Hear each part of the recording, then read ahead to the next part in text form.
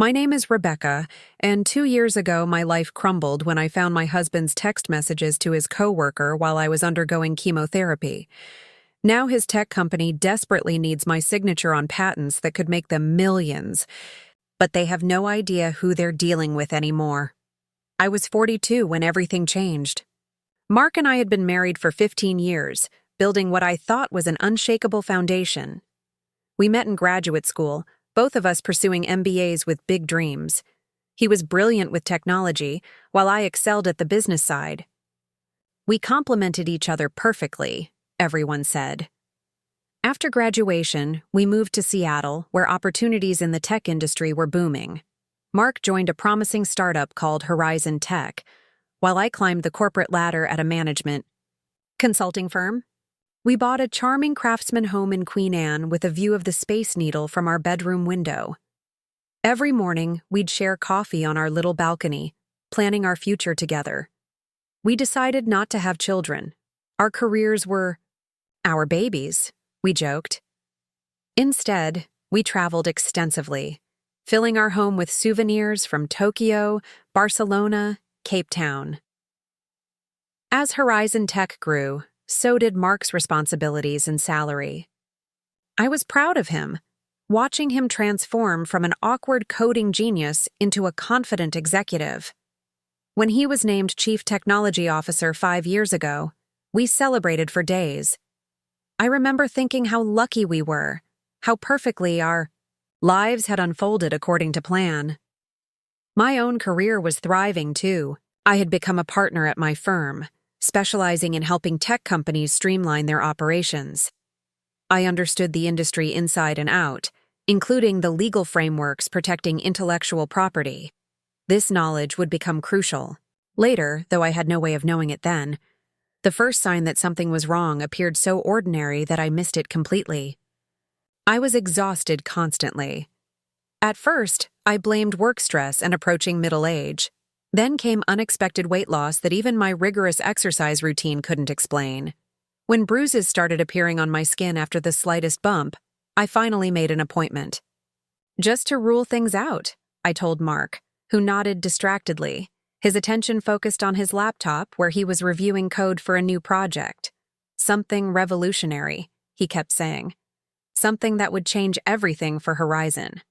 The day of my diagnosis remains etched in my memory with cruel clarity. The doctor's office was painted a soft blue, meant to be calming, I suppose. It had the opposite effect on me. The color seemed to intensify, becoming almost violent as the hematologist spoke the words that would divide my life into before and after. Acute Myeloid Leukemia. I remember thinking it sounded almost beautiful, those 3 words, like something you might name a flower, not a cancer that was proliferating inside my bone marrow, crowding out healthy cells with malignant ones. The doctor kept talking about white blood cell counts, bone marrow biopsies, and treatment protocols. I heard everything and nothing. "We need to act quickly," she said. "With your age and overall health, you have good chances, but AML is aggressive." Nodded, asking practical questions while a part of me floated somewhere near the ceiling, watching this scene play out. Someone who looked like me was taking notes, requesting literature, behaving exactly as the competent professional I'd spent. My life becoming inside, I was screaming. Mark wasn't with me. An emergency meeting at Horizon had come up that morning. The investors were in town. He couldn't possibly reschedule. He'd promised to make it up to me, to take me to dinner at Canlis, our favorite restaurant for special occasions. I'd assured him it was fine, just a routine checkup. When I called him from the parking lot, my voice breaking as I shared the diagnosis, his response seemed appropriate. Concerned, shocked, a stream of questions. He promised to come home immediately. And he did, bearing flowers and my favorite takeout from the little Thai place down the street. That night, he held me as I alternated between tears and numb silence. He promised we would fight this together. "Nothing is more important than you getting better," he said. Nothing. I believed him. Why wouldn't I? 15 years of marriage had taught me to trust his word. We'd weathered career setbacks, the deaths of both my parents within 6 months of each other, his struggle with anxiety. We were partners in every sense, or so I thought. Treatment began almost immediately. A central line was inserted into my chest, a constant reminder of how my body was no longer entirely my own. The first round of induction chemotherapy was brutal. I moved into the hospital for weeks, my immune system too compromised for regular life. Mark visited daily at first, his laptop ever present as he tried to balance work demands with supporting me.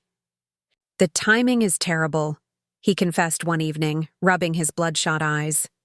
"We're on the verge of a major breakthrough with the neural interface technology. The patent applications are being prepared, investors are circling, but nothing's finalized yet." I reached for his hand, ignoring the pull of the IV lines. "Focus on work when you need to. I have an army of nurses and doctors. I'll be okay." He smiled gratefully, and I was proud of myself for being the understanding wife. I didn't want to be a burden, didn't want cancer to define our relationship. Looking back, I see how I prioritized his comfort over my own needs, how I minimized the gravity of what I was facing to spare him discomfort. The frequency of his visits began to taper off as weeks turned into months. There was always a reasonable explanation: late meetings, investor dinners, coding emergencies. I told myself this was normal, that we were both coping the best we could. When I was discharged after the first treatment cycle, weak but technically in remission, I was relieved to return home. Perhaps things would feel more normal there. They didn't. Our house had become a strange place during my absence. Little things were different. Furniture slightly rearranged, new brands of food, and the pantry, unfamiliar scents lingering in the air. Mark had been managing on his own, I reasoned. He'd adapted. My second round of chemotherapy was outpatient, still grueling, but allowing me to sleep in my own bed. Mark's work hours grew longer. He began spending nights at the office, coming home only to shower and change clothes. When he was home, his phone buzzed constantly with notifications. He guarded it carefully, never leaving it unattended. I wasn't looking for evidence when I found it. I was simply too exhausted to get out of bed one morning and asked Mark to bring me my tablet so I could watch a show during my enforced rest. He grabbed it from the living room but was called away by an urgent work call before unlocking it. As it happened, our devices were synced, something we'd set up years ago for convenience. When notifications started appearing on my tablet's screen, I assumed they were mine at first. Then I saw the name, Elise Chen, Mark's protégé at Horizon. The message preview was brief but unmistakable. "Last night was amazing. Can't wait to see you again." My fingers moved without conscious direction, opening the messaging app to find hundreds of exchanges stretching back nearly 4 months, almost to the beginning of my treatment. The conversations ranged from explicit to intimate to mundane. Domesticity. Plans made, secrets shared, a relationship flourishing while I fought for my life. I read everything, each word a fresh wound. I learned that Elise was brilliant, ambitious, and 15 years younger than me. I learned that Mark found her energy intoxicating compared to the depressing reality of having a sick wife. I learned that they were already discussing a future together once he figured out the best way to handle the Rebecca situation. The betrayal was comprehensive, not just an affair, that might have been forgivable in time, but a complete replacement. A wholesale trading of our life together for a newer model. The woman I'd become, pale, exhausted, worried about survival rather than career advancement or sexual adventure, was no longer the partner he wanted. When he returned to the bedroom, I was sitting up against the headboard, the tablet open to their conversations. His face transformed as he realized what had happened. Shock, guilt, then something worse. Relief. "I was going to tell you," he said, not meeting my eyes, "after you were stronger." How considerate, I replied, my voice strangely calm. Waiting. Until I wasn't at risk of dying from the shock. He sat on the edge of the bed. Our bed, where I now realized he rarely slept anymore. This isn't how I wanted you to find out. I'm sure it isn't. Having to actually face what you've done must be terribly inconvenient. Rebecca, please try to understand. These past months have been impossible. I'm not strong enough for this. Watching you suffer, the treatments, the uncertainty. I never meant to hurt you. And yet, I said, here we are. What followed was as predictable as it was painful. He wasn't in love with me anymore. He hadn't been for some time, if he was being honest. Cancer had only illuminated what he'd been, avoiding acknowledging. Elise understood him in ways I never had. They shared the same vision, the same passion for the work. It wasn't just physical, it was a meeting of minds. I listened to all of it, too exhausted by treatment and shock to properly rage. When he finished his practiced speech, I asked just one question. Have you been sleeping with her in our home? His hesitation was answer enough. Get out, I said, quietly. Pack whatever you need and go, today. He began to protest. Concerns about my health, about whether I could manage alone, about practicalities of separation. As if his worries were genuine rather than performative. I have cancer, Mark, not dementia. I'm perfectly capable of making decisions. And I'm deciding that I never want to see your face again. He left that afternoon, taking only a suitcase of clothes and his precious electronics. I changed the security code on our home system the moment his car pulled away.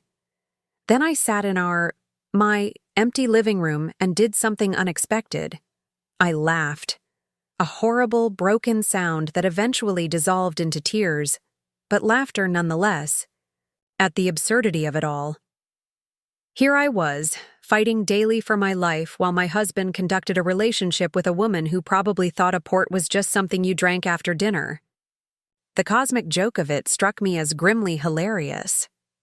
That night, I called the one person I knew would understand both my medical and emotional state. Dr. Vivian Taylor, a college friend who had gone to medical school instead of business school. She practiced oncology in Portland now, but distance couldn't diminish our connection. He did what? Vivian's outrage was exactly what I needed. Validation that this betrayal was as monstrous as it felt. Left me for his child prodigy, I said, surprised to find my voice steady. Apparently, cancer makes me less appealing as a life partner. That absolute bastard, she said. I'm coming up this weekend. No arguments. What about your patients? My colleagues can cover for 48 hours. You're my priority right now. That simple declaration, you're my priority, broke something open inside me. It was what Mark should have said, should have demonstrated. Instead, it came from a friend I spoke to perhaps 5 times a year. The contrast was illuminating. Vivian arrived on Friday evening with groceries, medical journals about the latest AML treatments, and a bottle of non-alcoholic champagne. For when you kick cancer's ass, she explained. We'll save the real stuff for when you're off all medications.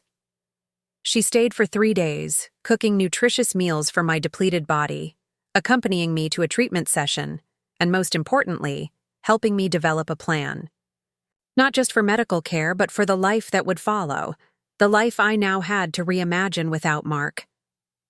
First things first, she said on Sunday morning as we sat on my balcony, watching ferries cross Elliott Bay. You need proper legal counsel, not just for the divorce, but to protect yourself generally. She was right, of course. My career had taught me that vulnerabilities, personal, financial, legal, weren't theoretical.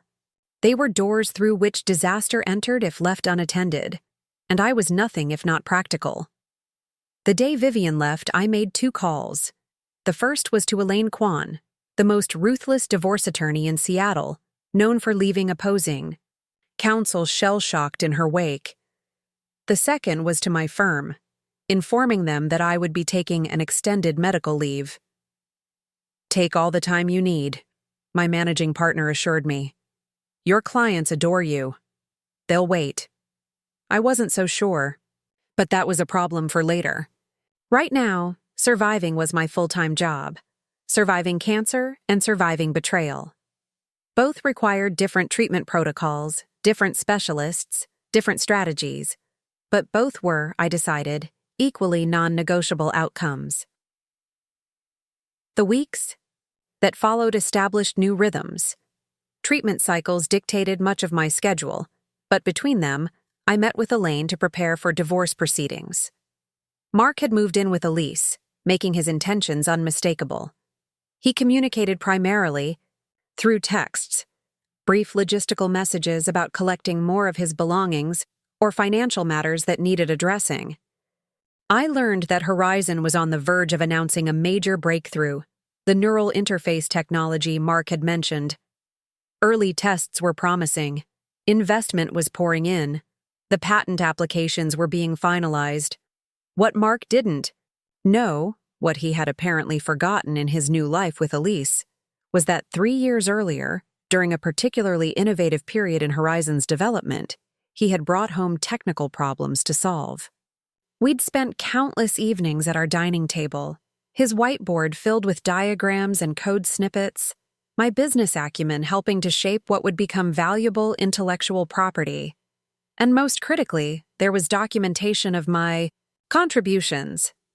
Emails between us discussing solutions, notes in my handwriting on legal pads still in my home office, and most significantly, my name listed as co-inventor on preliminary patent materials that Mark had filed before the relationship with Elise began.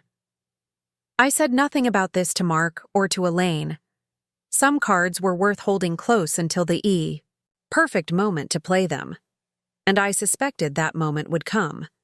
Companies like Horizon, on the verge of transformative success, couldn't afford loose ends or ownership disputes. Eventually, they would realize the vulnerability in their IP position, and when they did, they would find a very different Rebecca than the one Mark had left behind. As my treatments continued, I created a new daily routine to maintain my sanity. Mornings began with gentle yoga, modified for my weakened state, followed by a protein-rich breakfast designed to combat the muscle loss from chemotherapy. I'd check emails from my medical team, take my medications, and then allow myself 1 hour to cry if I needed to. Just 1 hour. After that, I would wipe my face, apply tinted moisturizer to my sallow cheeks, and begin the work of rebuilding my life. The silence in the house was deafening at first. For 15 years, there had always been Mark's presence. His mechanical keyboard clicking away in the home office, his footsteps on the hardwood floors, his absent-minded humming while making coffee. Now there was just the refrigerator's hum and the occasional distant ferry horn from the waterfront. I began playing music constantly, filling rooms with sound as I moved through them.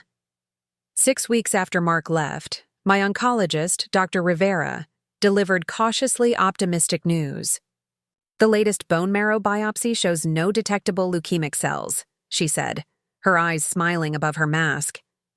"We were still taking pandemic precautions due to my compromised immune system.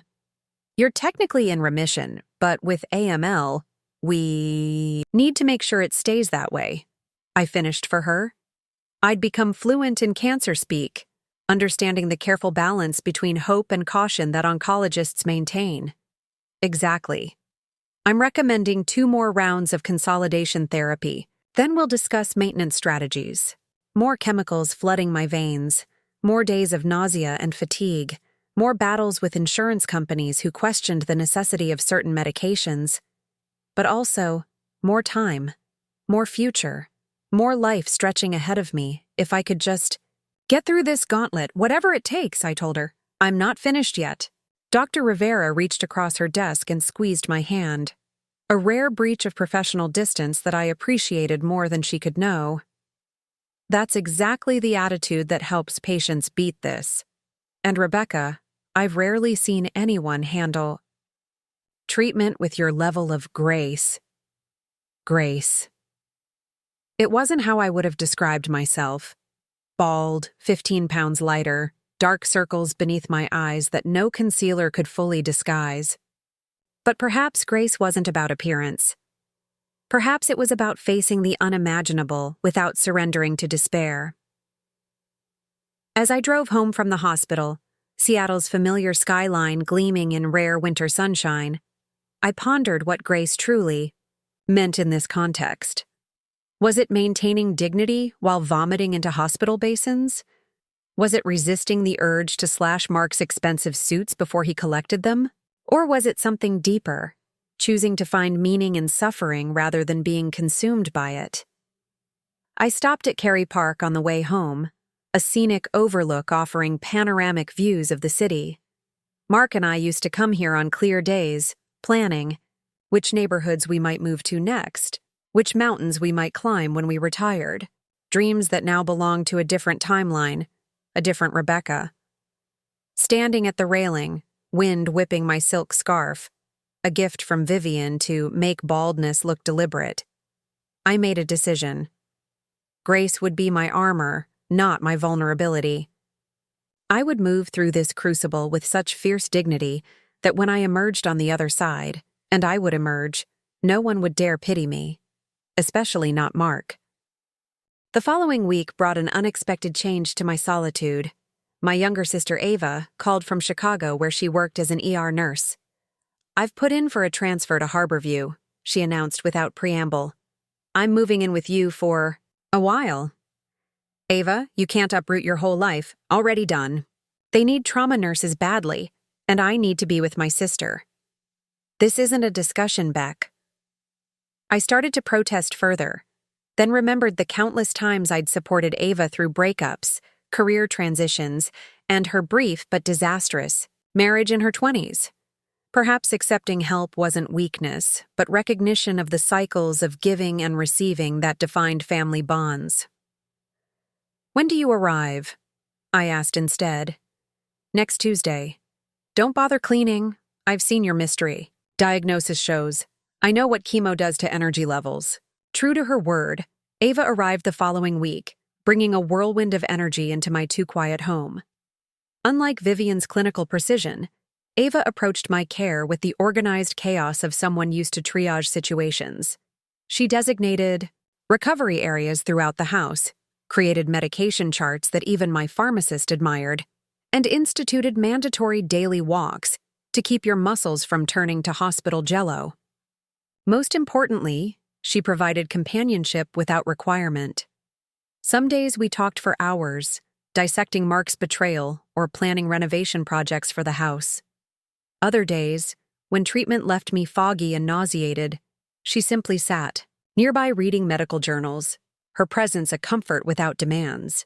"You don't have to entertain me," she said one evening when I apologized for being poor company. "I'm not here as a guest. I'm here as your sister." The distinction mattered more than I could express. With Ava, I could be authentically unwell, without performing the role of brave cancer patient that I adopted with others. I could rage against Mark's abandonment without fear of judgment. I could admit that sometimes, in dark moments, I wondered if the treatments were worth the suffering. It was during one such unguarded conversation, about 2 months into Ava's stay, that my phone lit up with a name I hadn't seen in weeks. Mark. Ignore. "It," Ava suggested, eyeing the device with undisguised hostility. I almost did. Then curiosity, or perhaps some lingering attachment I wasn't ready to examine, made me answer.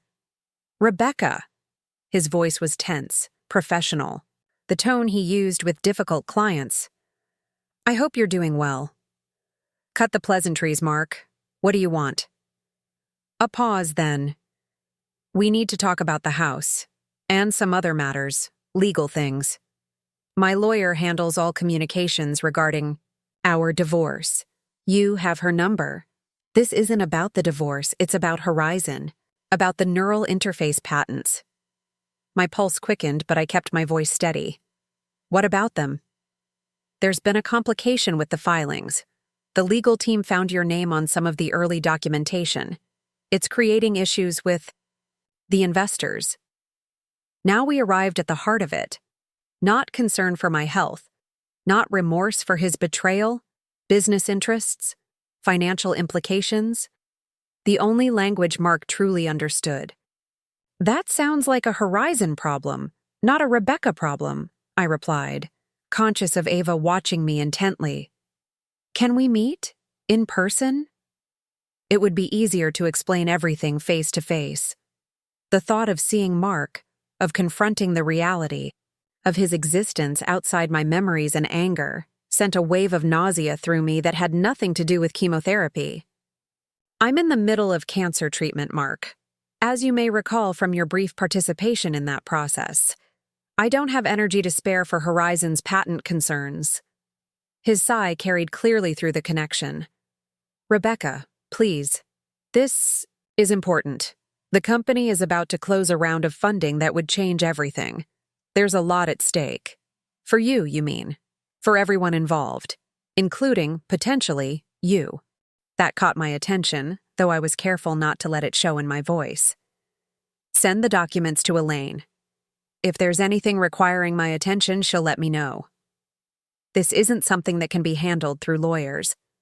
We need your cooperation, your signature on some paperwork confirming that your contributions were made as part of our marital relationship, not in any professional capacity. There it was, the assumption that I would simply sign away my intellectual contributions because they had occurred within the context of our marriage. That I would surrender potentially valuable rights because it was convenient for him and Horizon. That I remained, fundamentally, an extension of him rather than a person with independent interests. No, I said simply. What do you mean, no? It's a complete sentence, Mark. No, I won't sign anything right now. No, I won't meet with you. No, I won't solve Horizon's problems at the expense of my own well-being. You're being unreasonable, he snapped, the professional veneer cracking. This isn't personal, it's business. I laughed then, a genuine sound that surprised even me. Everything is personal, Mark. You taught me that when you left your wife during cancer treatment for a colleague 15 years her junior.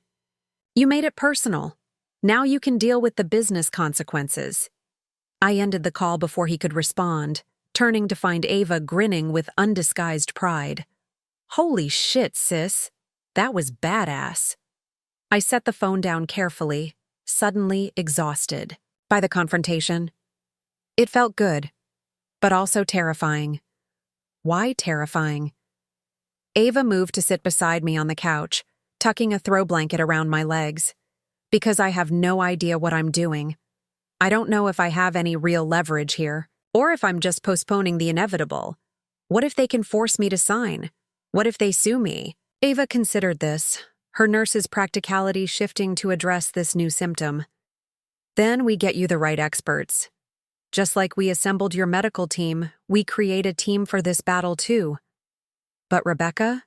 She leaned forward, her expression intense. Whatever you decide, don't do it because you're afraid or because it's easier. Do it because it serves your interests, not his. That night, I barely slept, my mind racing with possibilities. The neural interface technology that Horizon was developing had enormous potential. Medical applications, gaming, corporate training, systems. If successful, it would transform how humans interacted with computers. And I had helped shape crucial elements of its development. In the morning, I called Elaine and explained the situation. She listened without interruption, then said, "This changes the divorce calculations significantly. If you have legitimate claims to intellectual property that Horizon is commercializing, that's an asset that needs proper valuation. What should I do about their request?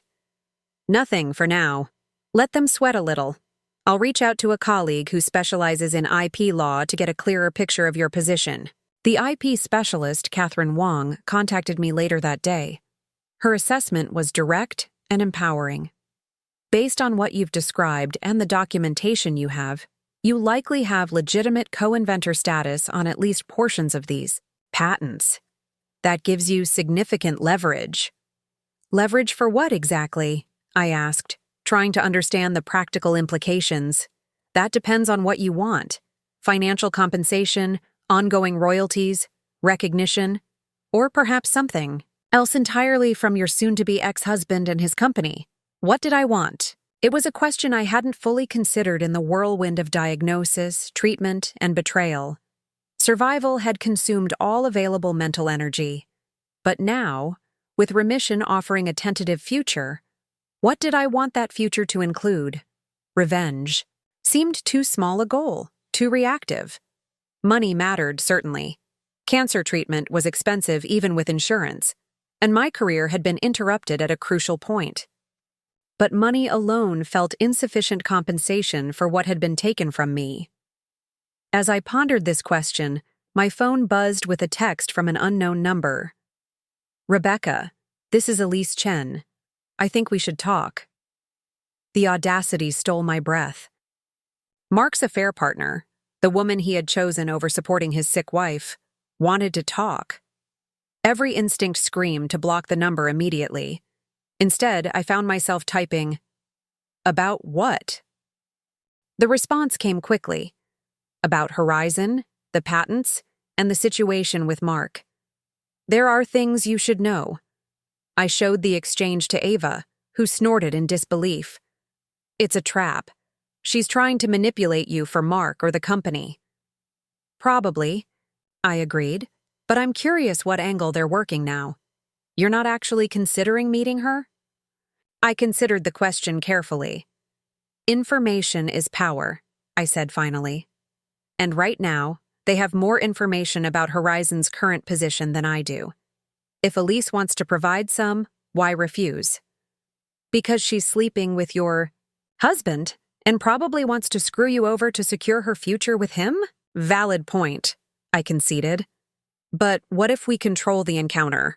Public place, you nearby, legal recording where permitted?" Ava studied me with a mix of concern and admiration.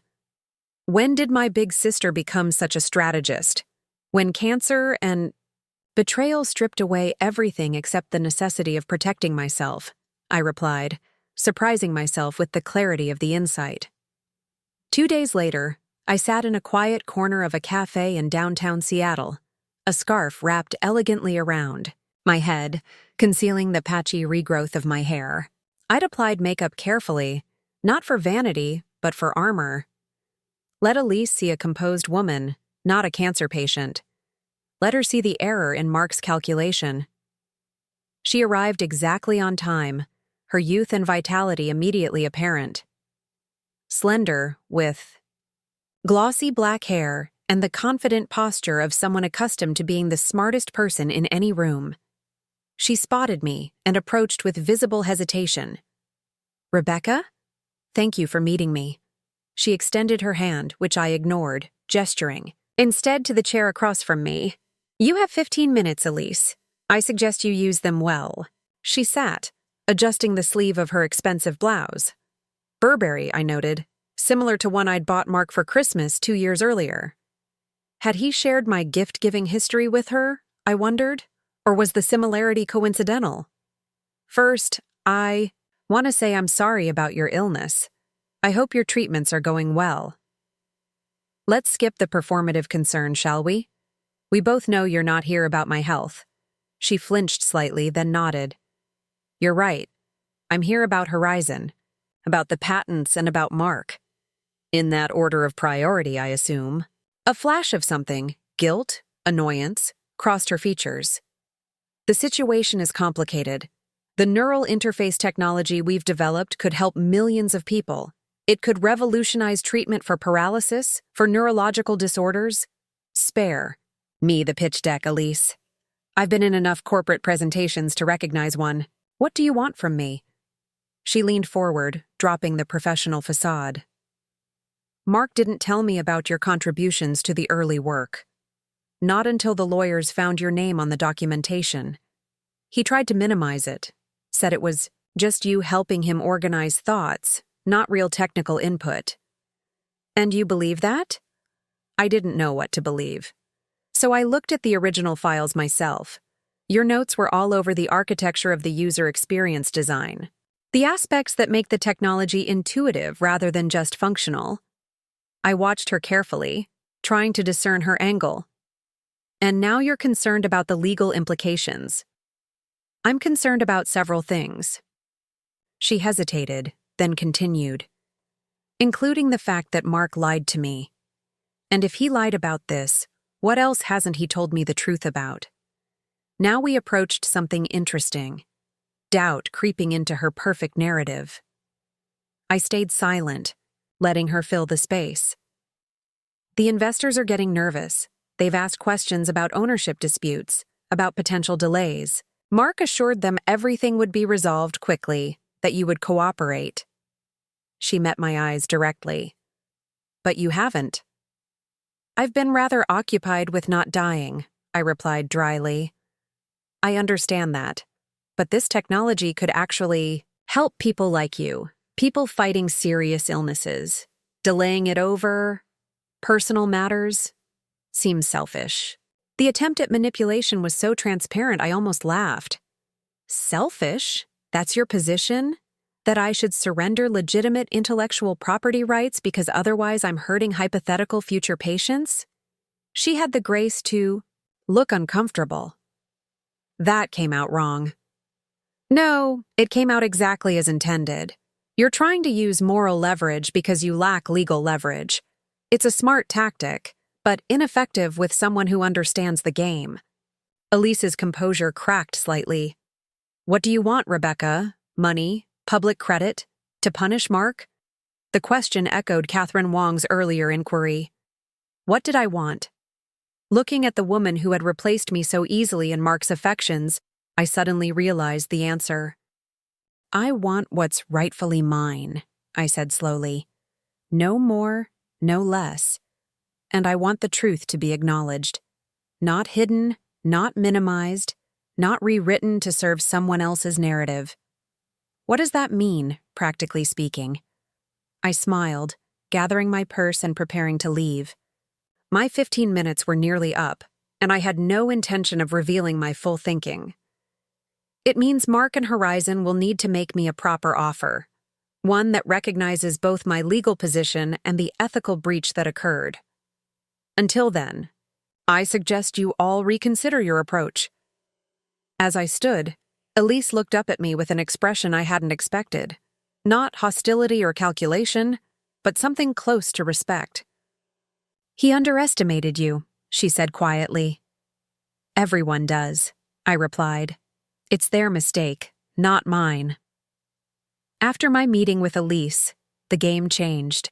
Within 24 hours, I received a formal email from Horizon's legal team requesting a meeting to discuss mutual interests regarding certain intellectual property matters.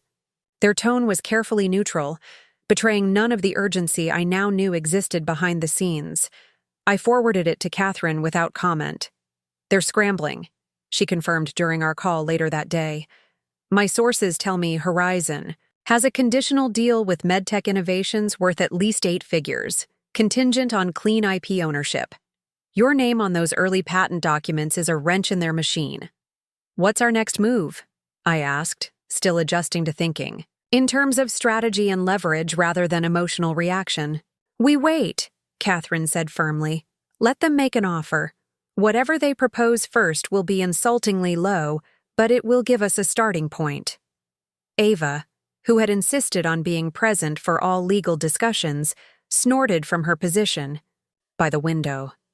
They don't deserve even a minute of your time after what Mark did. Catherine's voice remained measured. Emotional satisfaction and legal strategy don't always align. The question is, what outcome serves Rebecca's interests best? My interest is in getting through my next round of chemo without unnecessary stress, I interjected, feeling suddenly tired. The confrontation with Elise had depleted my limited energy reserves. Then we handle the stress for you, Catherine promised. You focus on healing. We'll manage Horizon. This division of labor, recovery for me, battle for my advocates, became our operating principle. While I submitted to another round of treatment that left me weak and nauseated, Catherine and Elaine coordinated their approach. Ava managed my daily care with fierce efficiency, shielding me from anything that might compromise my recovery. 3 weeks passed before Horizon's first formal offer arrived. Catherine called immediately after reviewing it. They're offering a one-time payment of $250,000 in exchange for you relinquishing all claims to the patents and signing a non-disclosure agreement about your contributions. I laughed weakly, reclined, in the armchair where I spent most days recovering from my latest treatment round. That wouldn't even cover my medical bills. Exactly. It's insulting, but revealing. They're acknowledging you have a valid claim while hoping you'll settle cheaply, out of financial necessity. What's the patent potentially worth? I asked. Based on the investment interest and projected applications? Millions, potentially tens of millions over time. They're trying to buy you out at pennies on the dollar. I considered this, watching rain trace patterns down my living room window.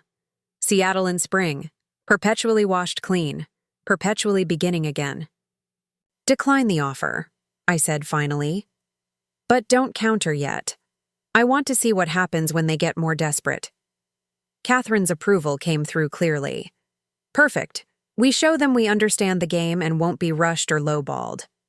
My instincts proved correct. Horizon's next communication came not from their legal team, but from Mark himself. A text message, deceptively casual. Can we talk? Person to person, not through lawyers? I showed it to Ava, who made a gagging sound.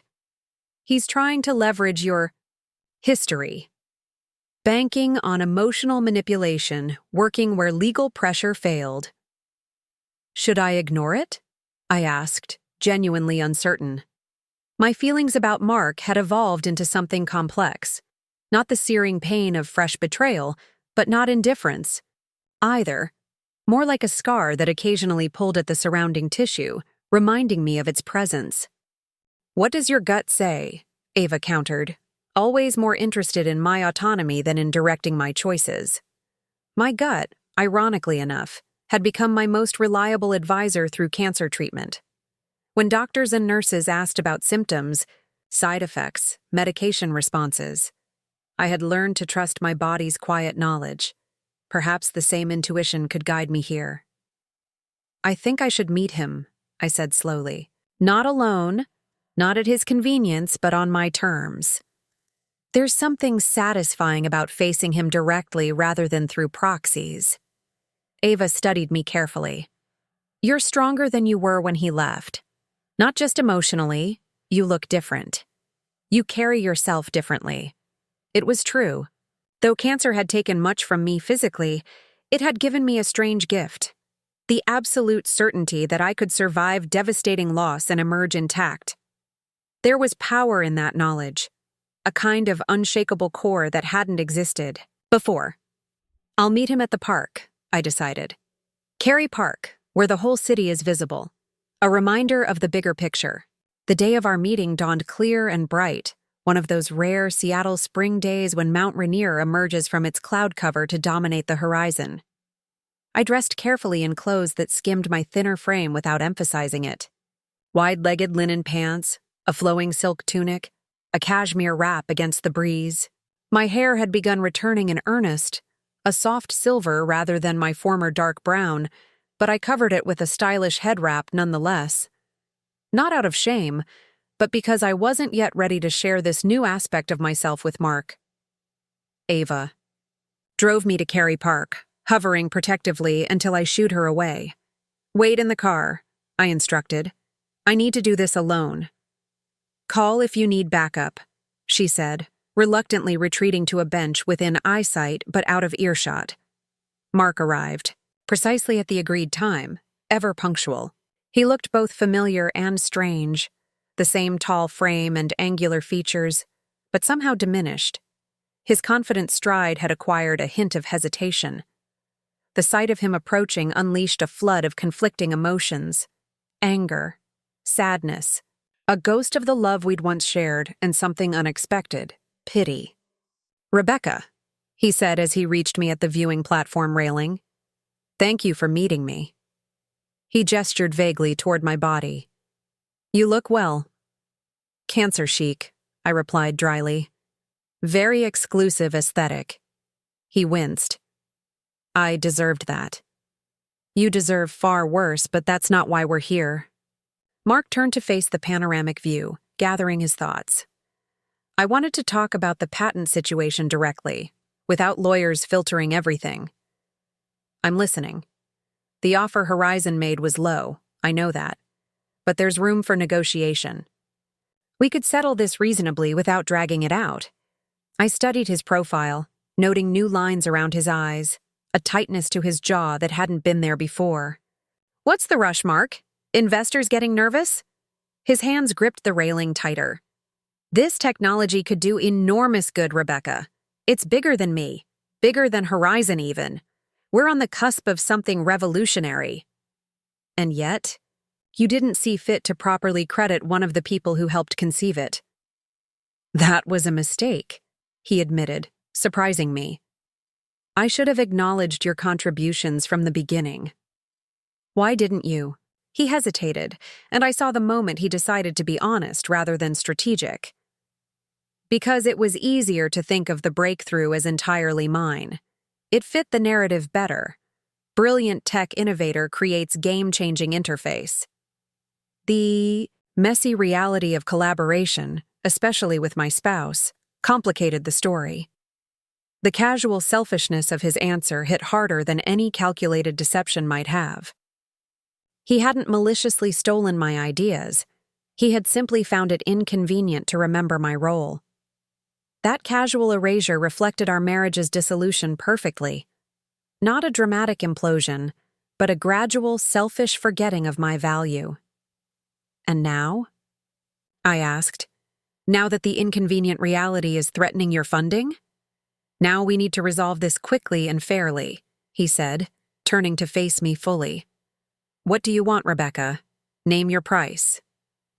The directness of the question echoed Elise's approach. Both assumed my motivation was purely financial, that I could be satisfied with the right dollar amount. Neither had considered that what I truly wanted couldn't be quantified so neatly. I want recognition, I said finally.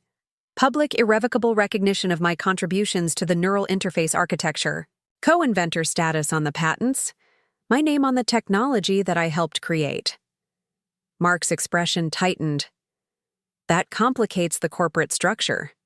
The investors are expecting clean lines of ownership, not entanglements with someone outside. The company. I am outside the company because you put me there, I reminded him.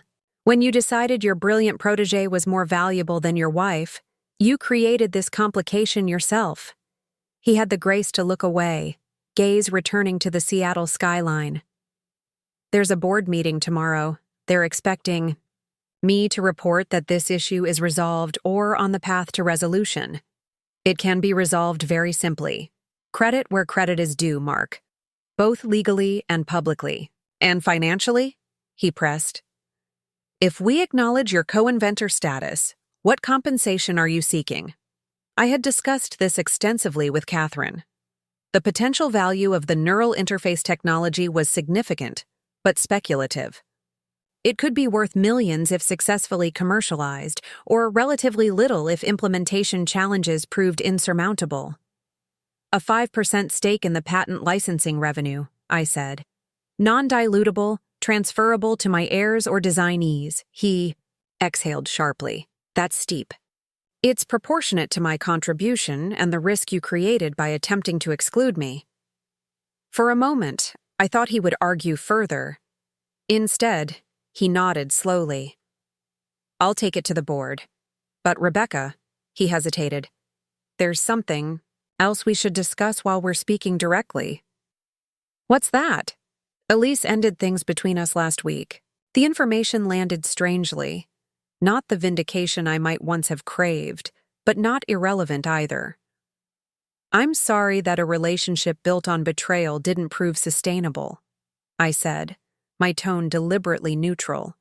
She said she couldn't. Trust me, that someone who would abandon his wife during cancer treatment would eventually abandon her too. He laughed hollowly. Apparently watching you stand your ground made her reevaluate her choices. Smart woman, I observed. Better to learn that lesson early.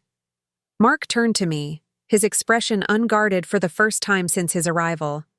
I made a terrible mistake, Rebecca. Not just professionally with the patents, but personally.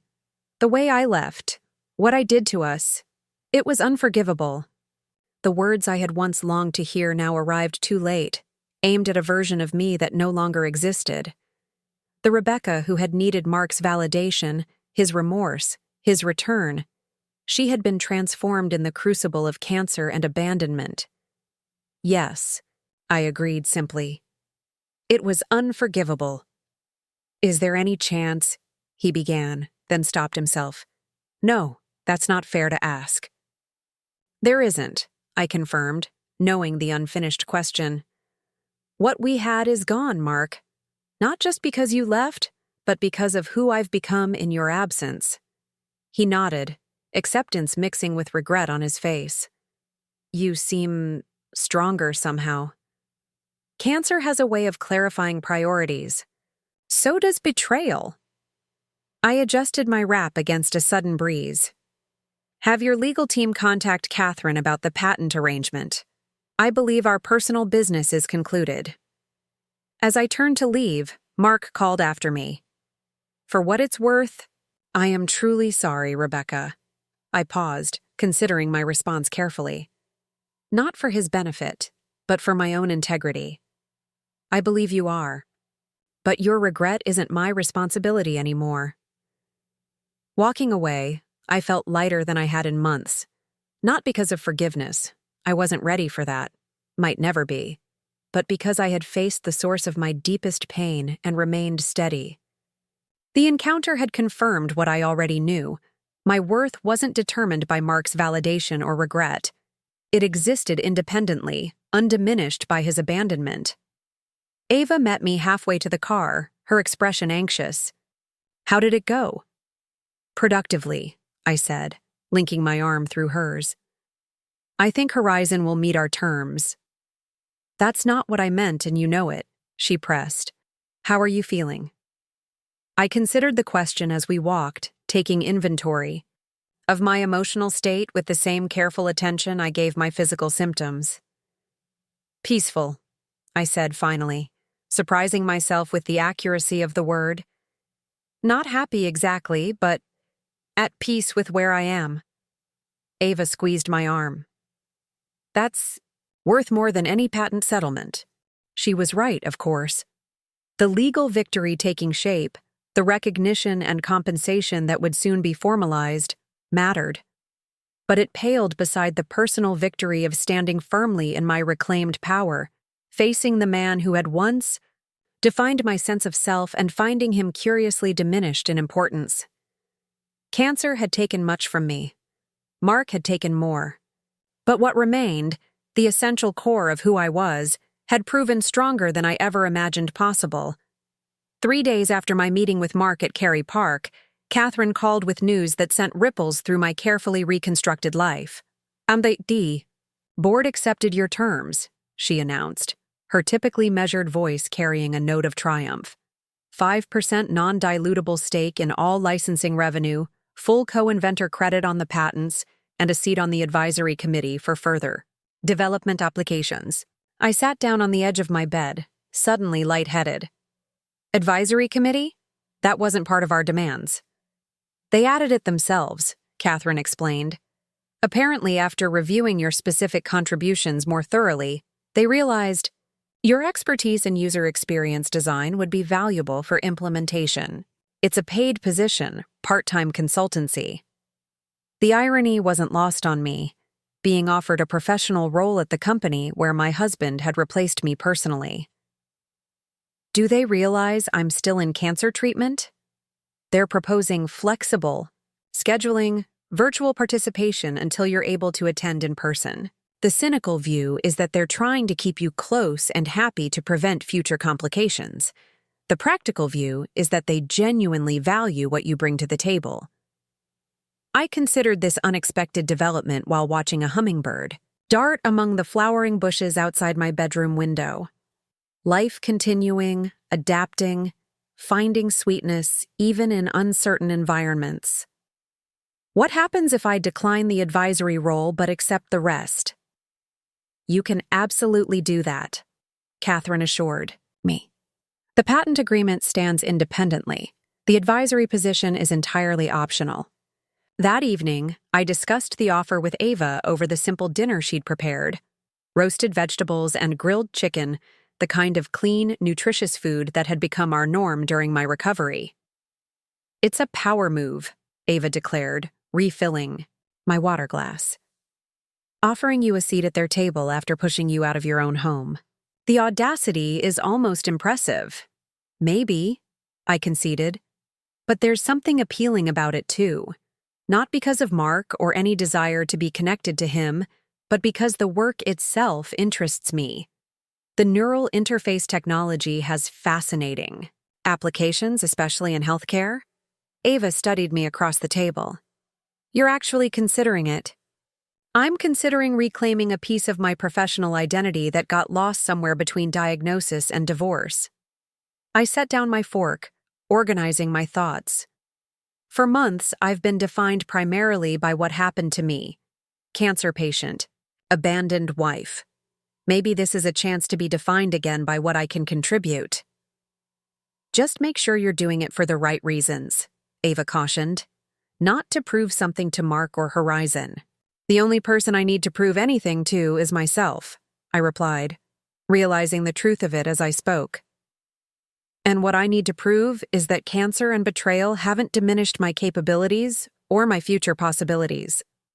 The next morning, I emailed Catherine accepting the complete package: patent recognition, financial stake, and the advisory position. I specified that I would begin the advisory role only after completing my final round of consolidation therapy, establishing boundaries from the outset. Horizon's response was prompt and deferential, a stark contrast to their initial dismissive approach. The board chair himself signed the welcome letter. Mark's name was conspicuously absent from all communications. 2 weeks later, as I was preparing for my final scheduled treatment, Dr. Rivera delivered the news we had been cautiously hoping for. "Your latest bone marrow biopsy shows no evidence of disease. After this consolidation cycle, we'll transition to maintenance monitoring." Her smile reached her eyes, crinkling the corners above her mask. "You've responded remarkably well to the protocol, Rebecca. Obviously, we'll continue close surveillance, but this is the outcome we wanted." The words washed over me like a wave, powerful and cleansing. No evidence of disease. The medical phrase for remission sounded almost poetic to my ears. Not a guarantee. AML could return, I knew that. But a milestone worth honoring. That night, Ava organized an impromptu celebration. Vivian drove up from Portland, bringing the real champagne she had promised months earlier. My neighbor, Mrs. Chen, who had kept my garden alive during my worst days, brought homemade dumplings. Catherine and Elaine arrived with ridiculously expensive chocolates. Even Dr. Rivera made a brief appearance, allowing herself one small glass of champagne before heading back to the hospital. Standing in my living room surrounded by these women, who had sustained me through the darkest chapter of my life, I felt a clarity I hadn't experienced since before diagnosis. Each of them had contributed something essential to my survival: medical expertise, legal protection, practical care, simple human connection. None of them were bound to me by the traditional ties of marriage or blood that were supposed to guarantee support during crisis, yet they had proven more reliable than those conventional bonds. "A toast," Vivian announced, raising her glass. To Rebecca, who looked cancer and betrayal in the face and said, "Not today." "And not tomorrow either," Ava added with fierce pride. As glasses clinked and laughter filled the room, I realized something profound had shifted within me. The anger that had fueled my early survival, the determination to prove Mark wrong by staying alive, had evolved into something more sustainable. I wasn't fighting to spite him anymore. I was living for myself, for the future I was reclaiming, day by day. Later, as guests departed and Ava cleared away glasses, My phone buzzed with a text from Mark. Heard about your final treatment tomorrow. Wishing you the best outcome. Once such a message would have unleashed a torrent of emotions: hope, anger, longing, resentment. Now I felt only a mild acknowledgement of its receipt. His good wishes neither hurt nor healed me. They simply existed, separate from my well-being. I didn't respond. Some communications required no answer. Some chapters needed no epilogue. The following morning, Ava drove me to the hospital for my final scheduled infusion. As the nurse connected the medication to my port, I closed my eyes and visualized the chemicals flowing through my veins. Not as poison this time, but as insurance. Protection against recurrence. Investment in future possibilities. 1 more hour, the nurse said kindly, adjusting my blanket. Then you're graduated to the Survivor program. Survivor. The word resonated differently now than when I first heard it months ago. Then it had seemed an impossible aspiration. Now it felt like recognition of what I had already become, not just medically, but in every sense. I had survived abandonment that might once have destroyed me. I had reclaimed value that others tried to diminish. I had rebuilt connections that nourished rather than depleted me. As the medication completed its course, I made a decision that had been forming gradually over recent weeks. When we arrived home, I asked Ava to sit with me in the garden that had become my refuge during recovery. I've been thinking about the house, I began, watching bees navigate between lavender stalks. It's too big for just me, especially once you return to Chicago. Ava's expression turned concerned. You're not suggesting moving back in with Mark? God, no, I laughed. The opposite, actually. I'm considering selling this place and starting fresh. New home, new neighborhood. Somewhere closer to the water, maybe. A place without memories in every corner. Understanding dawned on her face. A clean slate. Exactly. This house served its purpose. It sheltered me through recovery, gave you space to stay with me, held steady while everything else changed, but it also contains echoes I'm ready to leave behind. The real estate market is strong, Ava noted practically. You could probably sell quickly and find something perfect. I nodded, feeling certainty solidify with each moment. The patent. Settlement ensures financial security. I can choose based on what feels right, not just what I can afford. What about the Horizon advisory position? Will that affect where you want to live? They've already agreed to remote work until I'm ready, for in-person meetings. And honestly, I'm not sure how long I'll stay in that role. It might be a stepping stone to something else entirely. Ava leaned back in her chair, studying me with undisguised pride. Look at you, making plans, thinking about possibilities. 6 months ago? She didn't need to finish the thought. 6 months ago, getting through each day had required all available energy. The future had been a luxury I couldn't afford to contemplate. Cancer teaches you to live in the present, I reflected. But recovery gives you back the future, piece by piece. The next day, I contacted a realtor recommended by Catherine, a no-nonsense woman who had handled several property divisions in high-asset divorces. The house methodically, noting its strengths and suggesting minor updates to maximize value. How quickly do you want to move? She asked as we concluded the tour. I considered the question, feeling no particular urgency but also no reason to delay. I'd like to be settled somewhere new before winter. Completely reasonable timeline, she assured me. We'll list next month after the cosmetic touch-ups are complete. Gives you time to sort through what you want to keep and what you're ready to let go of. That sorting process became unexpectedly therapeutic. Each cabinet, closet, and drawer contained decisions about what still belonged in my life. Mark had taken his essential belongings during those first weeks after leaving, but much remained. Books we had shared, gifts he had given me over years of marriage, photographs documenting our history together. I approached these artifacts not with anger, but with deliberate evaluation. Some items were easy to discard, others required more thought. The criterion became simple. Does this serve my future or merely preserve my past? By early autumn, my life had transformed in ways I couldn't have imagined during those dark days, after Mark's departure. The house in Queen Anne sold within a week of listing, at 20% above asking price. The Seattle market's perpetual hunger for well-located properties worked in my favor, creating a financial cushion beyond what I'd anticipated. I found a waterfront condominium in Alki Beach, smaller than the house but with spectacular views of Puget Sound and the Olympic Mountains beyond. Floor-to-ceiling windows filled the space with constantly changing light, while the open floor plan eliminated the claustrophobic feeling that had sometimes overwhelmed me during treatment.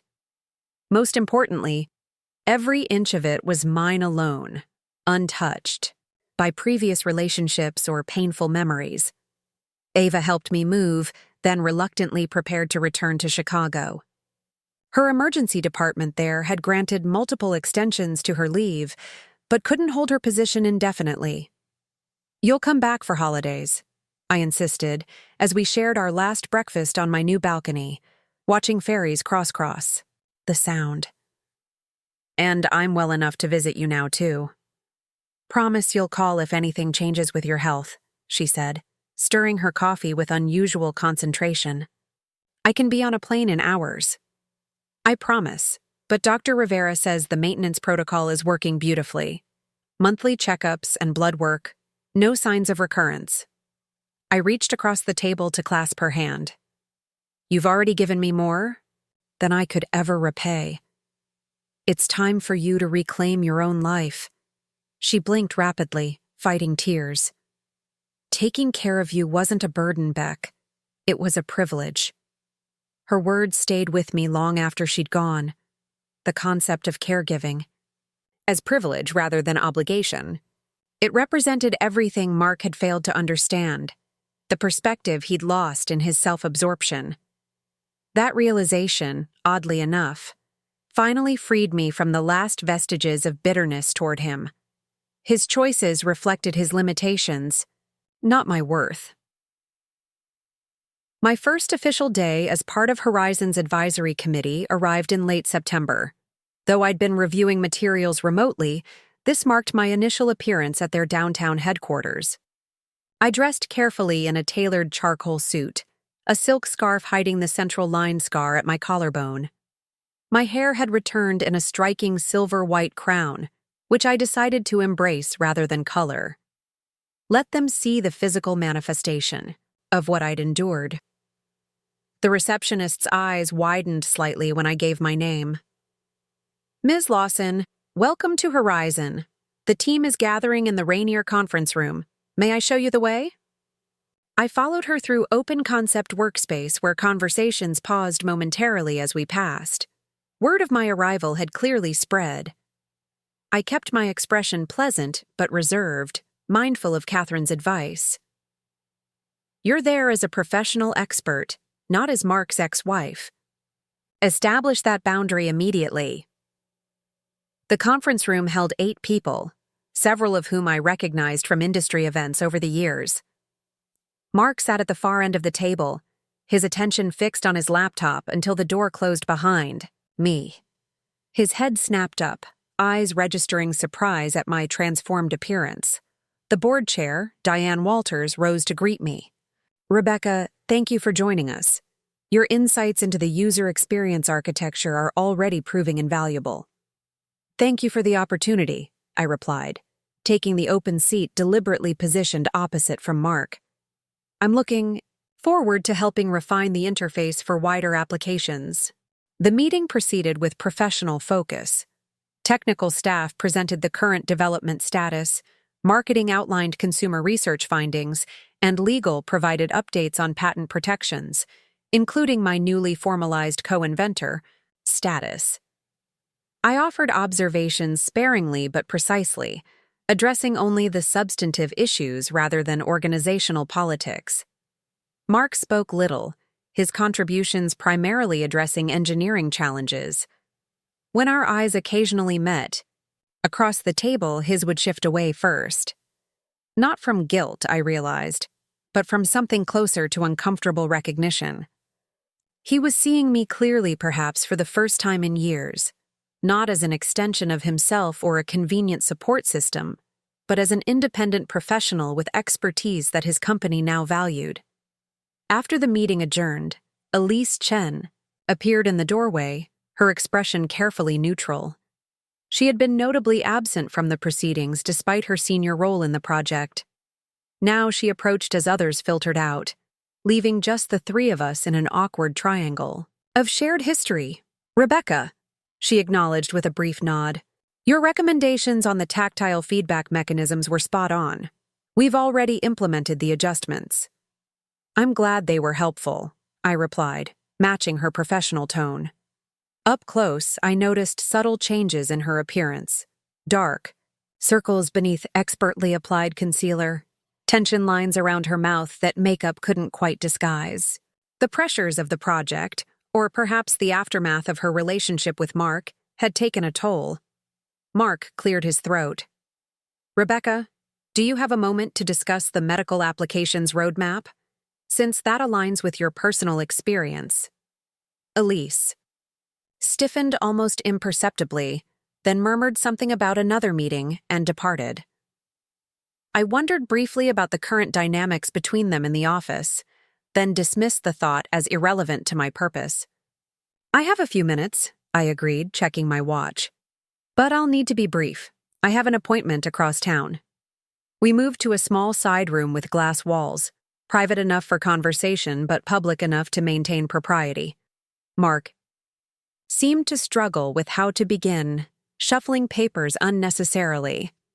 "The medical team would benefit from your perspective on how patients might interact with neural monitoring during treatment," he finally said, "especially regarding fatigue and cognitive fluctuations during chemotherapy."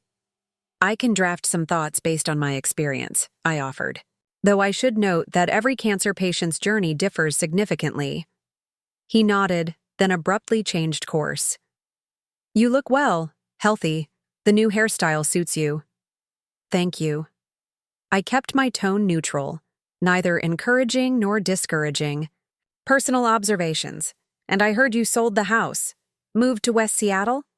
"Alki Beach," I confirmed. "The water helps me think."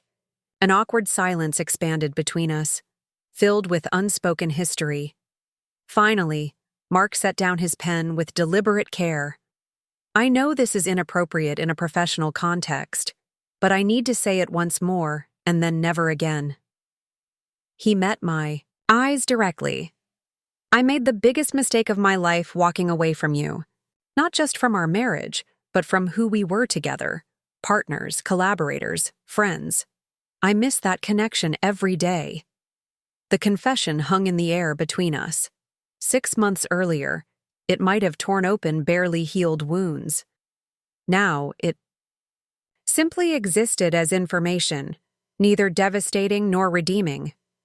"Thank you for saying that," I replied carefully. "But you're right. This isn't the appropriate context. What's done is done, Mark. We've both moved forward." "Have you?" he asked, something like hope flickering in his expression. "Moved forward with someone new, I mean." I smiled, not unkindly. My definition of moving forward doesn't necessarily include replacing one relationship with another. I'm focusing on rebuilding my health, my career, and my sense of self. That's enough for now. His face fell slightly, though he tried to mask it. "Of course, that makes sense." As I gathered my materials to leave, he asked one final question. "Do you think you'll stay on the advisory committee long term? It would be valuable to have your continued input." The hesitation revealed his true concern. Whether my presence would become a permanent reminder of his mistakes, a professional entanglement that echoed our personal history. "I haven't decided yet," I answered truthfully. "I'll stay as long as I have meaningful contributions to make. After that, we'll see what opportunities arise." Walking out of Horizon's glass and steel headquarters into Seattle's gentle autumn rain, I felt a sense of closure that legal documents hadn't provided. I had walked into the space that represented Mark's escape from our shared life and reclaimed my professional value on my own terms. I had faced both him and Elise without flinching, without anger, without the desperate need for validation that had characterized so much of my previous life. That evening, curled on my new sofa watching lights twinkle across the Sound, I received a text from Dr. Rivera. "Your blood work from yesterday looks perfect. Celebrate this milestone." I stepped onto my balcony, breathing in the salt-tinged air. Below, waves lapped gently against the shore in eternal rhythm. Above, stars pierced through breaks in the cloud cover, distant and enduring. Between those constants, water and stars, I stood transformed, reduced and expanded simultaneously, by all I had endured.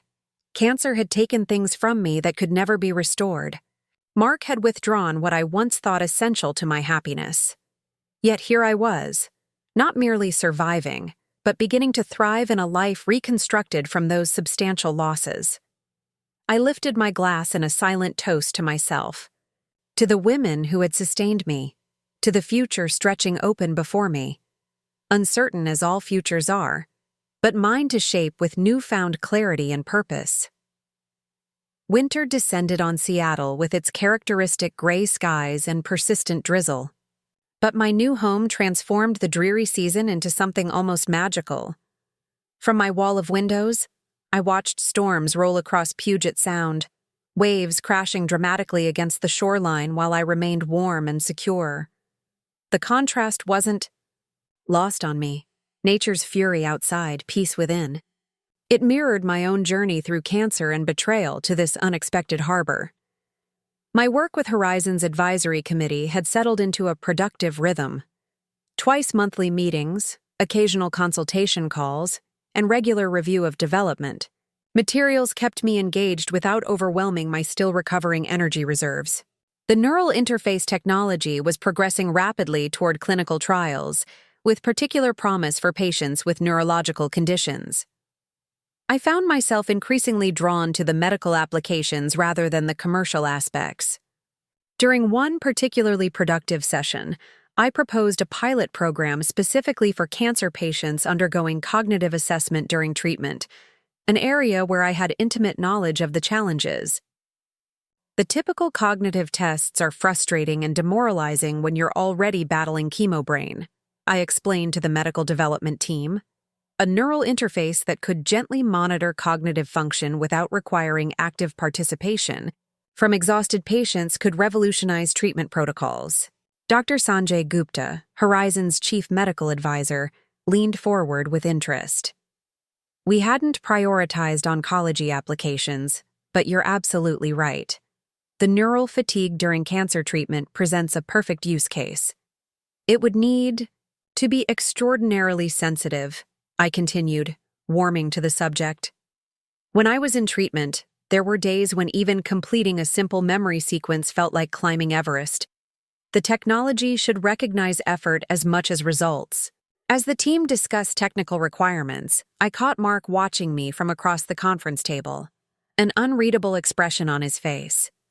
When our eyes met, he didn't look away this time. "Rebecca's direct experience gives us insights we couldn't get from theoretical research," he said, addressing the group but maintaining eye contact with me. "We should formalize an oncology track with her as project lead, if she's willing." The offer surprised me, both in its professional generosity and its public acknowledgement of my value. "I'd need to consider the time commitment carefully," I replied. "My health remains my priority." "Of course," Dr. Gupta agreed quickly. "We could structure it around your medical schedule. Even part-time guidance would be invaluable." Later, as I gathered my materials to leave, Mark approached tentatively. "I hope the project lead suggestion wasn't overstepping. Your perspective on this is unique, combining technical understanding with patient experience." "It's an interesting proposition," I acknowledged. "Though I'm curious why you suggested it, given our history." He hesitated, choosing his words with care. Because it's the right thing for the technology, for patients who could benefit, and frankly, for the company. A self-deprecating smile briefly crossed his features. Believe it or not, I'm trying to make better decisions these days. I studied him, noting subtle changes since our last significant interaction. The desperate edge had softened, replaced by something that looked almost like acceptance. What happened with Elise? I asked suddenly, surprising myself with the directness of the question. Mark blinked, equally startled by the shift in conversation.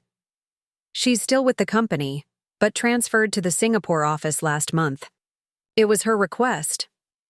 That's not what I meant, he sighed, running a hand through hair that had more gray than I remembered. We tried to make it work after she ended things initially. It was complicated. The judgment from colleagues, the whispers. And she never fully trusted me after learning how I left you. He shook his head. Eventually, she said being around me made her question her own character. That she didn't like who she was becoming. The irony might have felt vindicating once. Now it just seemed sad. Two people caught in consequences of choices made during moments of weakness and selfishness. I'm sorry it didn't work out, I said, meaning it. Regardless of how things began between you. He looked genuinely surprised. That's generous of you. Not really. I'm just not interested in carrying other people's unhappiness anymore. Yours, Elise's, or my own from the past. Life's too short and too precious for that. On the drive home, I found myself contemplating Mark's project lead offer more seriously than I'd initially expected. 6 months ago, working closely with Horizon would have seemed emotionally impossible.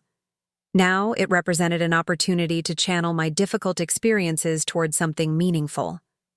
The question wasn't whether I could handle working in proximity to Mark, but whether the work itself aligned with my evolving priorities. That weekend, I invited Vivian up from Portland to discuss the possibility. As both friend and oncologist, she offered perspective no one else could provide. Professionally, it sounds fascinating, she said as we walked along Alki Beach, bundled against December winds. The potential applications for patient care are significant. But, I prompted, hearing the reservation in her voice. But are you certain you want cancer to remain such a central part of your identity? You've fought so hard to reclaim your life from the disease. Taking on this role means voluntarily keeping one foot in that world. Her observation cut to the heart of my ambivalence. Cancer had already taken so much. My health temporarily, my marriage permanently, my career momentum. Did I want to give it more of my future by making it my professional focus? Perhaps that's precisely why it makes sense, I mused, watching waves crash against the shore.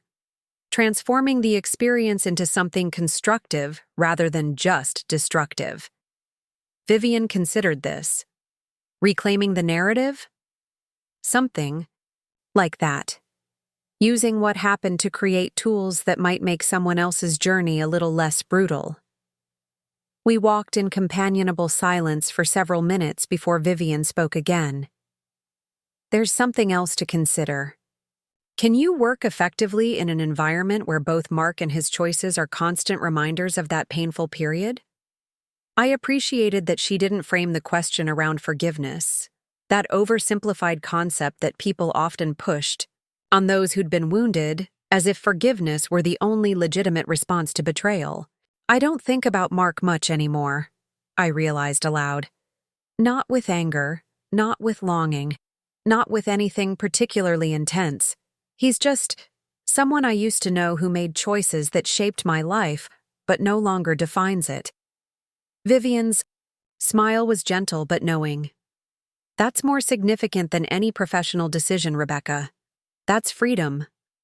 The next morning, I emailed Dr. Gupta, accepting the project lead position with specific parameters, limited hours, clear boundaries, between professional collaboration and personal history, and an explicit focus on patient-centered design.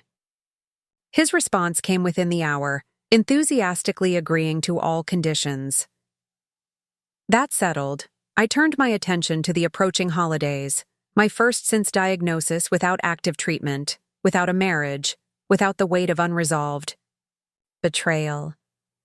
Ava would arrive Christmas Eve for a week's stay. Vivian planned to join us for New Year's.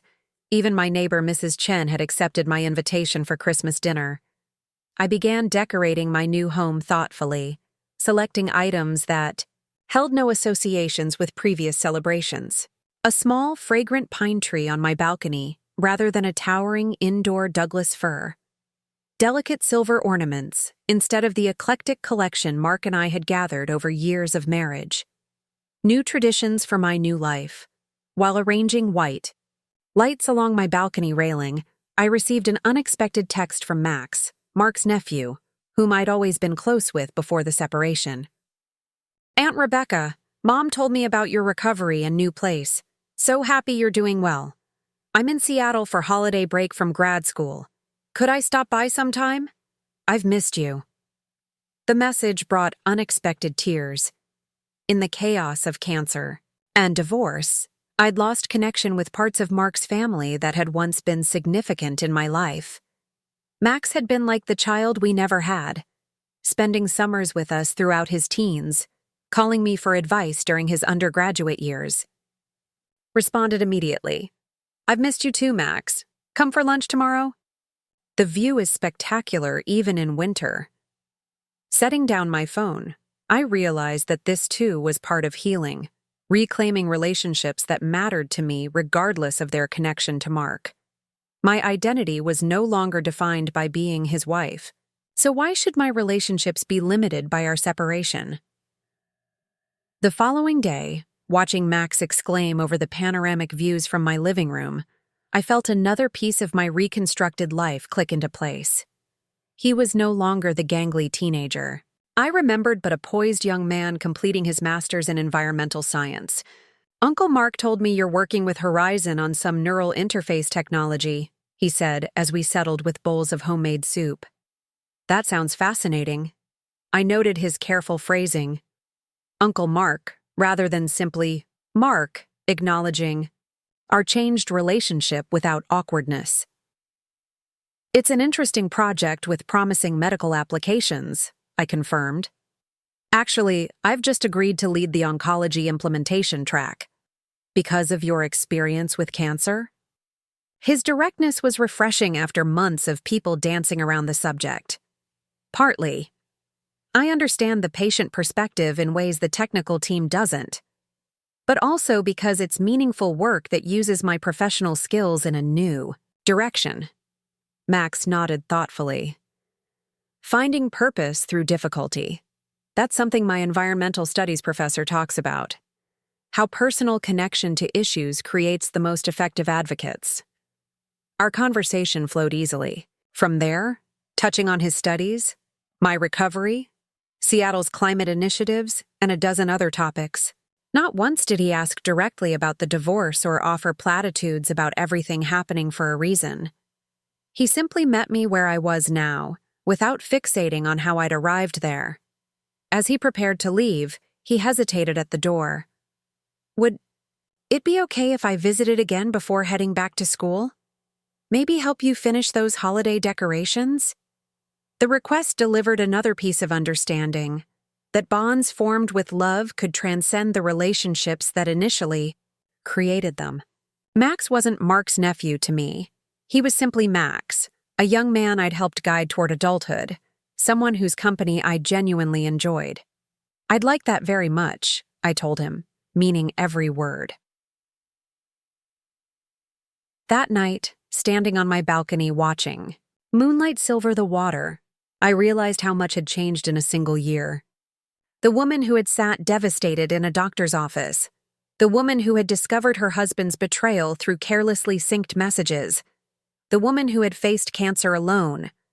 She remained part of me, but no longer defined me. In her place stood someone stronger, someone who had learned that survival took many forms, someone who understood that the most important signature required in life was the one affirming your own worth. Spring arrived in Seattle with explosive cherry blossoms and the particular quality of light that makes even the city's concrete corners seem ethereal. I had completed 6 months of post-treatment monitoring with consistently clear results. Dr. Rivera had officially moved me to the long-term survivor protocol, blood work every 3 months rather than monthly, scans twice yearly, instead of quarterly. Small changes that represented enormous victory. My 1-year cancerversary approached, that strange milestone marking both trauma and triumph. I decided to acknowledge it not with somber reflection, but with deliberate celebration of everything that had emerged from the crucible of illness and betrayal. The invitation list came together naturally. Ava, flying in from Chicago. Vivian, driving up from Portland. Mrs. Chen from next door. Catherine and Elaine, whose professional guidance had transformed into genuine friendship. Dr. Rivera and 2 nurses who had shepherded me through the worst days of treatment. Max, who had become a regular visitor during his final semester of graduate school, and several colleagues from the Oncology Interface Project who had no connection to my previous life, but had become important in my reconstructed one. I reserved a private dining room at Canlis, reclaiming the restaurant that had once been Mark's, and my special occasion spot. The symmetry felt right, a bookend to the journey from who I had been to who I had become. The morning of the celebration, I took a long walk along the beach below my condominium, watching sailboats tack across the Sound. 1 year earlier, I had been finishing the most brutal treatment cycle, uncertain if remission would hold. Still, raw from Mark's abandonment, struggling to imagine any future beyond immediate survival. Now I stood firmly in that future, reconstructed but whole. Cancer had changed my body permanently, the central line scar on my collarbone, the silver hair that had replaced warm brown, the lingering fatigue that still occasionally shadowed busy days.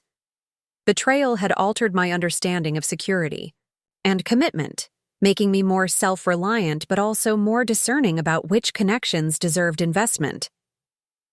Yet these changes felt less like losses now and more like evolutionary adaptations, necessary transformations that had ultimately served my survival and growth.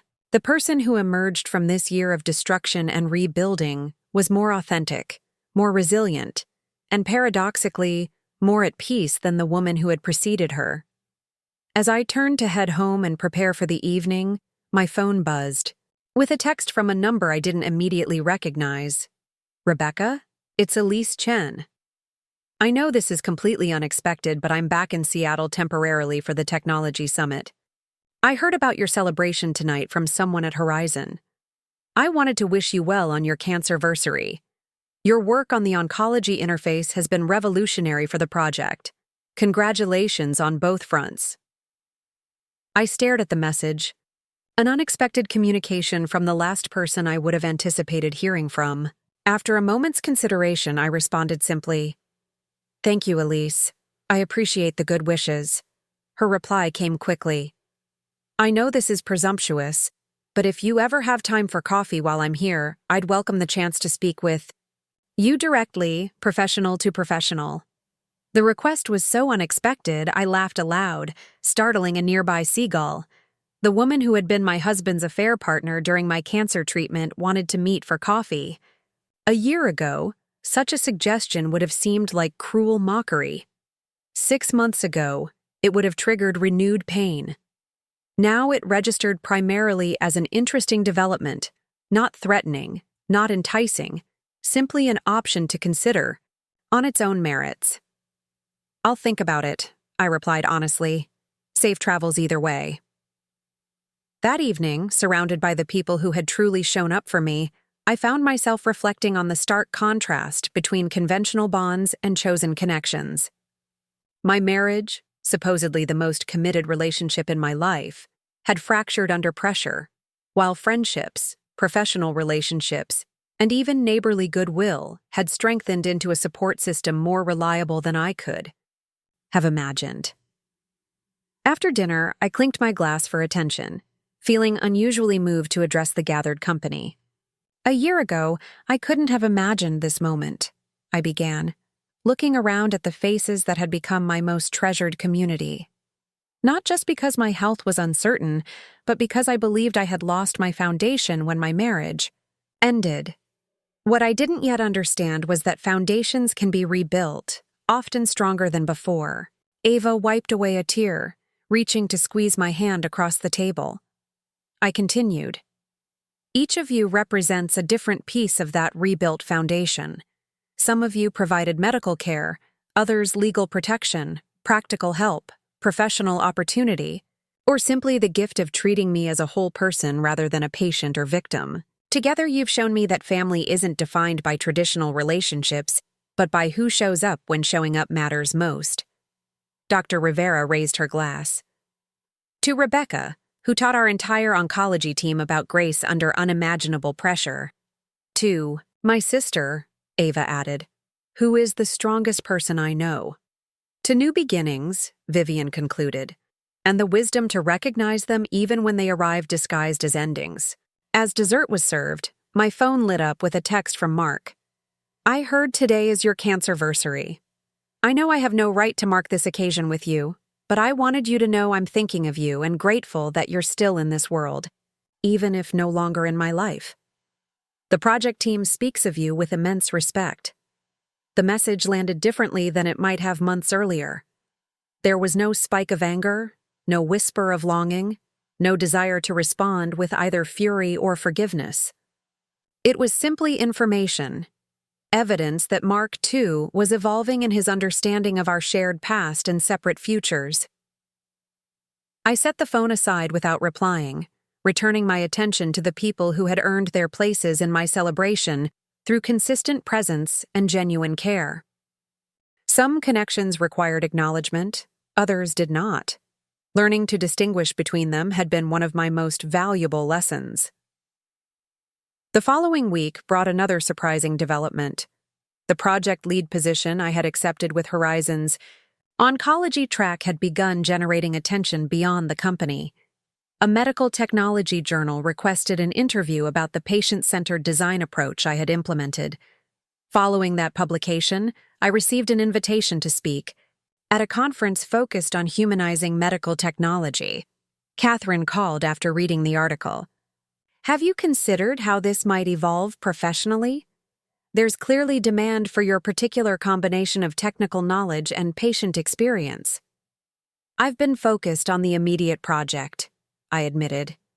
But you're right. There might be broader applications. As I spoke, possibilities began crystallizing. A consultancy, perhaps, helping technology companies understand the human impact of their medical innovations, bridging the gap between technical capacity and patient reality. Exactly, Catherine encouraged. You're uniquely positioned for this work, and it would be entirely yours, not connected to Horizon or your history with Mark. The idea took root, rapidly, expanding into concrete plans over subsequent weeks. I met with potential clients, outlined service offerings, and registered a business name. Integrated Patient Design Solutions. The mission statement formed organically. Ensuring medical technology serves human needs by integrating patient experience into every development phase. By early summer, I had submitted my resignation to Horizon's advisory committee, explaining my decision to pursue independent consulting. Dr. Gupta expressed genuine regret but offered immediate contract work for my new venture. Your perspective has been invaluable. We'd like to maintain that connection, just in a different capacity. Mark requested a meeting before my departure, which I agreed to with the composed neutrality that now characterized our interactions.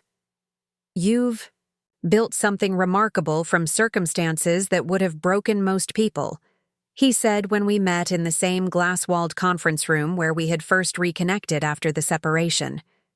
I want you to know that watching your transformation has changed me too. I studied him across the table, recognizing both the familiar features of the man I had married and the fundamental stranger he had become. I hope that's true, Mark. Not for my sake, but for yours. and for whoever might trust you with their heart in the future." He nodded, accepting both the wish and the implicit caution it contained. "The company would like to host a small gathering to acknowledge your contributions before you leave. Would that be uncomfortable for you?" I considered the question honestly. Not uncomfortable, no, but perhaps unnecessary. My work here was always about the technology and its potential to help patients, not about personal recognition. "That's precisely why the team wants to acknowledge it," he countered gently. "Your focus on purpose over ego has transformed the project approach." We compromised on a modest lunch with the immediate development team. No speeches, no formalities, simply professional appreciation expressed among colleagues. Mark would attend as CTO but not host, a distinction that respected the complexities of our history without allowing it to overshadow my professional contributions. As I drove home afterward, I realized that this too represented healing. The ability to navigate complex relationships with boundaries neither rigid from unresolved anger nor absent from lingering attachment. The middle path of civil engagement without emotional entanglement had once seemed impossible. Now, it felt like freedom. That evening, I met Elise for the coffee she had suggested months earlier. My curiosity about her perspective had eventually outweighed any residual discomfort. We chose a neutral location, a quiet cafe in Pike Place. Market, public, but allowing for private conversation. She arrived precisely on time, dressed with the casual elegance that had once made me feel dowdy in comparison. Now, secure in my own skin, I could simply notice her style without judgment or comparison. "Thank you for agreeing to meet," she began, her composure betrayed only by a slight tension around her eyes. "I've thought about reaching out many times over the past year. What stopped you?" I asked directly. "Shame," she admitted, surprising me with her candor. Not just about the affair, but about how I rationalized it to myself. "I created a narrative where you were already peripheral to Mark's life, where I wasn't really taking anything that was still actively yours. When I learned the full truth about your diagnosis, your treatment, the timing of everything," she shook her head, "I couldn't reconcile my actions with who I thought I was." Her vulnerability disarmed me. I had expected corporate politeness or strategic networking, not genuine self-reflection. "Why tell me this now?" I asked. "Because your work on the oncology interface forced me to confront what I'd been avoiding. Every time the team discussed patient experience during treatment, I imagined you going through that alone because of choices Mark and I made. It stopped being abstract." She met my eyes directly. "And because I think people should acknowledge when they've caused harm, even when there's nothing they can do to undo it." I sat with her words, feeling neither vindicated nor vengeful, just present with the reality that all of us, Mark, Elise, myself, had been changed by the collision of our choices and circumstances. "We were all doing the best we could with who we were then," I said finally. "You and Mark made choices I wouldn't have made. But I've made peace with that reality. It shaped my path, but it doesn't define my future." Relief softened her features. "You're remarkable, you know. Most people in your position would hate me forever." "Hate requires energy I'd rather invest elsewhere," I replied honestly. "Besides, we're connected now through this technology that might help cancer patients. That matters more than our personal history." We parted with no promises of friendship, but with mutual respect. Another relationship transcending the typical script of rivalry or resentment. One more example of how life after devastation could evolve in unexpected directions when guided by purpose rather than pain. As summer bloomed fully across Seattle, my new consultancy took shape with gratifying speed. The first major client came through Dr. Rivera's recommendation, a pharmaceutical company developing companion apps for chemotherapy patients. Others followed through industry connections and the growing recognition of my unique perspective. On a brilliantly sunny July morning, I stood on my balcony watching a pod of orcas breach in the distance, their black and white forms breaking, The waters surfaced before disappearing again into the depths. The sight felt metaphorical. Beauty emerging from darkness, power contained within vulnerability, life persisting against considerable odds. My phone rang with Ava's distinctive tone. "Good news," she announced without preamble. "I've been offered a position at Harborview's Trauma Center. Permanent this time." "You're moving back to Seattle?" Joy bubbled through me at the prospect of having my sister nearby again. "If the offer of your guest room still stands until I find a place," she confirmed. "Turns out I'm not quite ready to leave my favorite cancer survivor to her own devices." "The guest room is yours for as long as you need," I assured her. "Though, I'm doing remarkably well on my own these days." "I know you are," she said softly. "That's what makes coming back a choice rather than a necessity. I'm not returning to save you. I'm returning because I want to be part of the life you've built." That distinction, between rescue and chosen presence, crystallized the final lesson of my journey. True healing wasn't about erasing scars or forgetting pain. It was about integrating those experiences into a more authentic life. Not despite what had happened, but inclusive of it. Not returning to who I had been, but becoming who I was meant to be. Cancer had taken much, but it had given clarity. Betrayal had wounded deeply, but it had freed me from an unequal partnership. Together, these twin catastrophes had stripped away pretense and performance, revealing the essential self that remained when everything external was threatened. That evening, I wrote the final entry in the journal I had kept throughout treatment and recovery. 2 years ago, I defined myself primarily as Mark's wife, as a successful professional, as healthy and secure. When cancer and betrayal stripped those identities away simultaneously, I feared nothing would remain. I was wrong. What remained was the core of who I am, resilient, compassionate, and capable of rebuilding not just a life, but a better life than the one I lost. The foundation isn't what I expected, but it's unquestionably mine.